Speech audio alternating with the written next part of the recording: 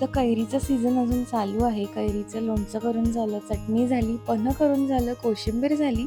आता म्हणलं या कैरीचं काय नवीन करायचं, तर सुचलं की कायरस करूया. तर आज मी इथे कायरसची रेसिपी तुमच्यासोबत शेअर करणार आहे. तर एक कैरी घ्यायची, त्यानंतर तिचे सगळं बाहेरचे साल असतात ते काढून घ्यायचे. त्याला असं छोटं-छोटं चिरून घ्यायचं.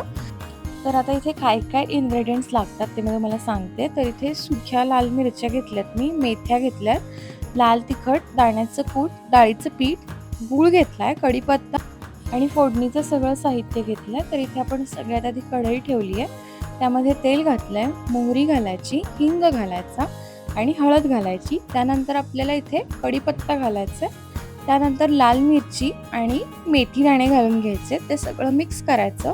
मग आपण जी कैरी चिरून घेतलेली होती ती ॲड करायची याच्यामध्ये आणि हे सगळं मिक्स करून झाल्यानंतर इथे याच्यामध्ये 1 कप पाणी घालायचं आणि हे सगळं हे जे कैरीचे जे तुकडे आहेत ते सगळे शिजायला ठेवून द्यायचे.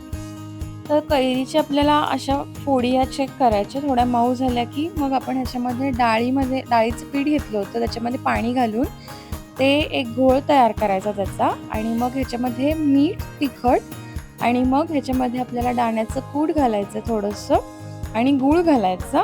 हे सगळं मिक्स करून घ्यायचं आणि मग आपल्याला ह्याच्यामध्ये जे आपण डाळीच्या पिठामध्ये पाणी जे घालून घेतलं ते ह्याच्यामध्ये घालून घ्यायचं. ह्यानी थोडीशी दाटसर कन्सिस्टन्सी होते, त्यामुळे ते आपण ॲड करतो. तर हे सगळं छान मिक्स करून झाल्यानंतर ह्याला शिजायला ठेवून द्यायचं. तर इथे तुम्ही बघू शकता असं सुंदर दाटसर असा एक त्याला ग्रेव्हीसारखं टेक्स्चर आलंय. तिथे सुंदर असा कायरस तयार होतो.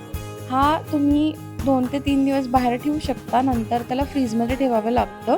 पण हा सुंदर होतो कायरस. तुम्ही एकदा नक्की ट्राय करून